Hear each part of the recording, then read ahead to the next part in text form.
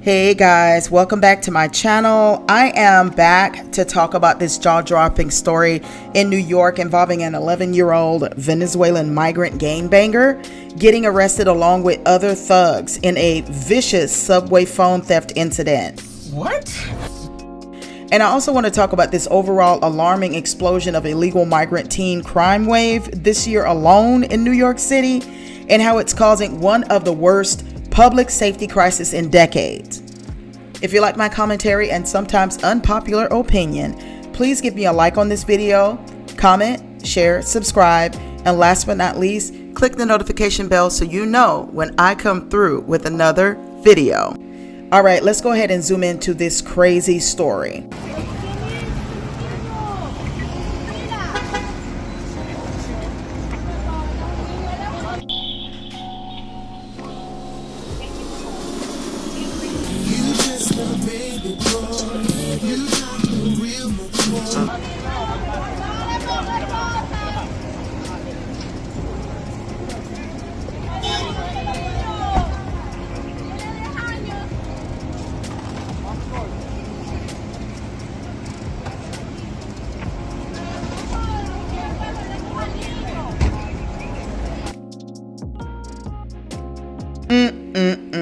Lord have mercy.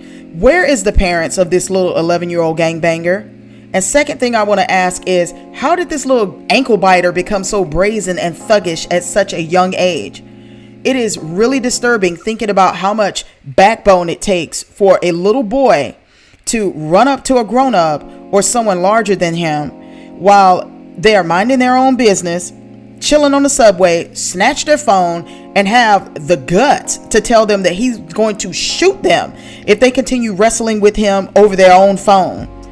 This little boy is rotten to the core. He is even involved in stolen credit cards. And I can almost guarantee you that this little boy is probably so far behind in his education that he can't even count to 100 in his language. And the SJWs and the city and the state government continue to gaslight the public, chastising and shaming people.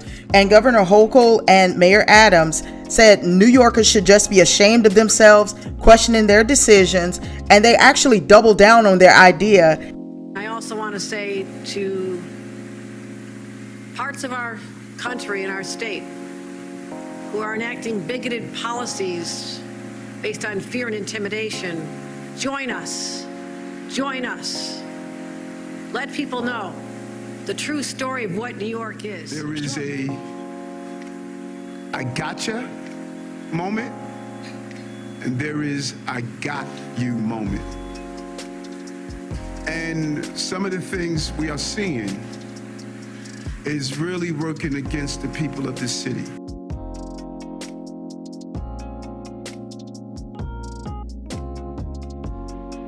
It's as if we're living in the Twilight Zone. Who would have thought that you would need a law to protect our children? And they basically was telling people to shut up and welcome them with open arms because they were only here for a better life, like every other immigrant that has come to New York in the past decade and its history of New York.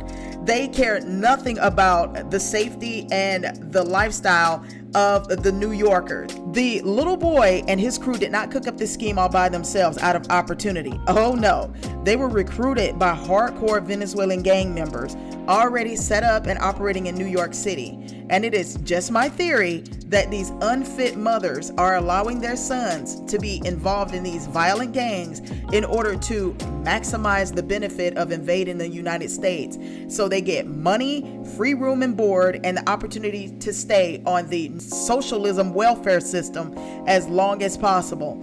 And why not feel entitled? I mean, the delusional activists are constantly telling them that America owes them something.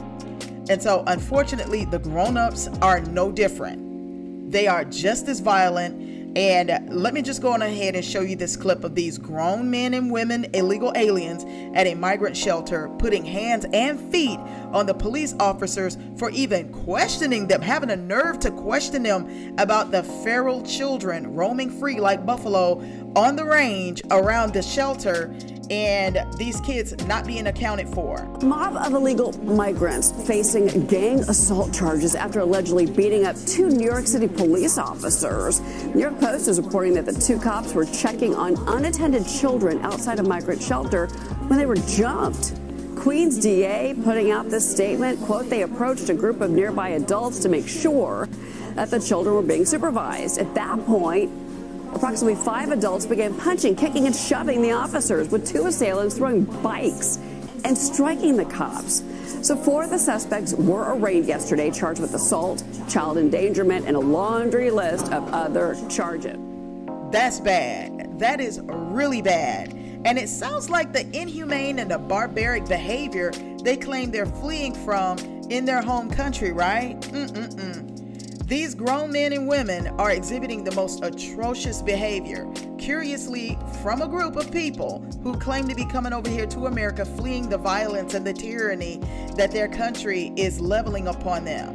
But yet and still, we see them whooping up on police officers who they are supposed to respect. With a parent or guardian acting this violent and out of control, you can reasonably understand that these little hoodlums can be desensitized to violence at a young age as an 11-year-old little baby boy gangster.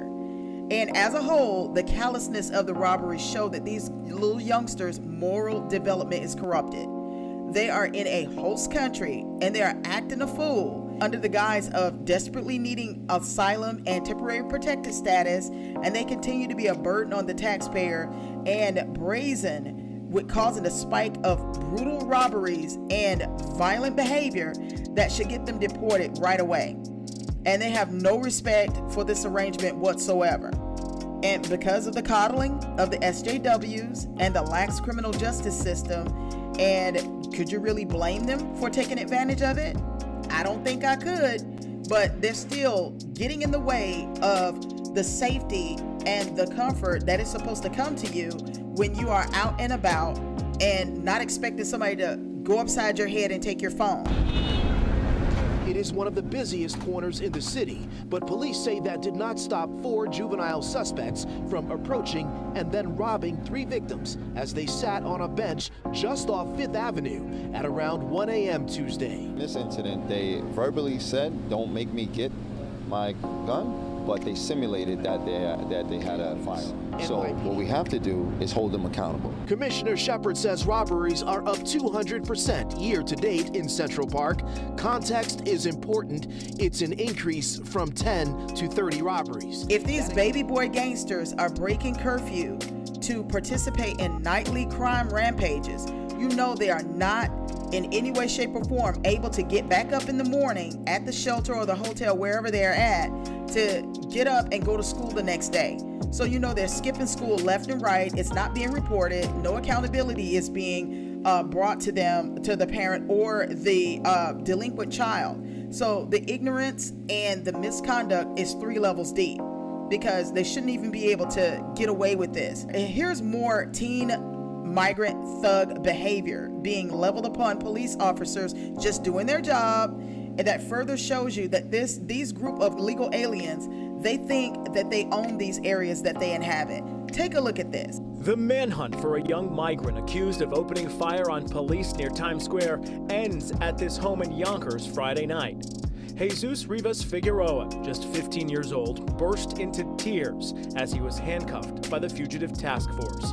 Detectives used video evidence from the shooting scene at 42nd Street and Broadway to Midtown and in the subway as part of their dragnet.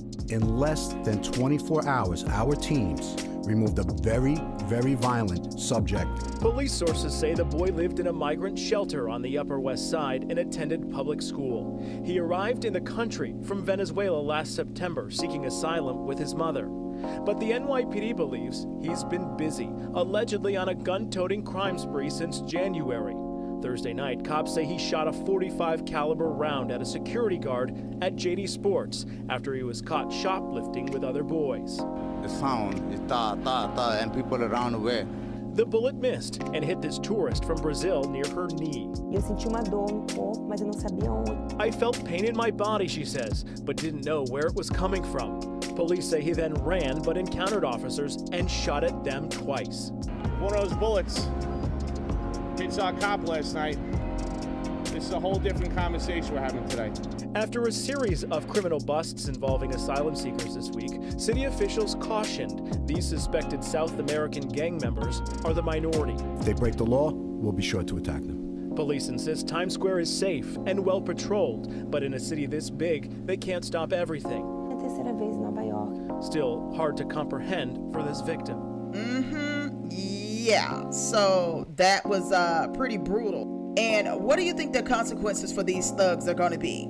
Sure, they got booked, they got, sent to jail for a little while or overnight or whatever, but they got flushed right back out of the system. Pretty much nothing is going to happen to them, and they're going to get recycled right back out to the shelter system, the sidewalk, the tent city, wherever they're going to be put. And they're going to do it all over again. They've already showed that the migrants that they caught and came right off of the bus from Texas and started committing crimes, even shot at an officer. So that goes to show you, they think somebody owed them something. They think they can come over here and take over. Why? Because they're being allowed to do so without the threat of being deported. That's not justice. And that's just pure tyranny. Or that's just pure incompetence when it comes to who is in charge of these people. And this criminal activity is not going to die down anytime soon, due to the fact that these groups of people, they came to America from countries who raise children in environments where criminal activity is normalized. A loving and responsible refugee parent would not want to put the gift of a safe home and free resources in jeopardy by their group being flagged for terroristic and violent acts. Not likely. These violent gang members are out here beating people up to a pulp, stealing their cars, punching people, snatching phones, stealing people's cash and credit cards, and even targeting police officers and curb stomping them. Let that sink in. Would an American citizen be able to do that and get away with it without jail time? I doubt it. No, absolutely not.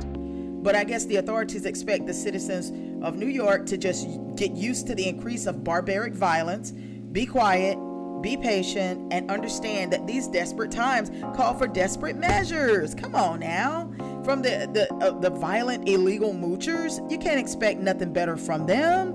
They're seeking a better life in New York, and they need extra resources from the general public to make ends meet. Come on now. They can't work. So, them going upside your head and taking your phone and your goods and your cash and your credit cards.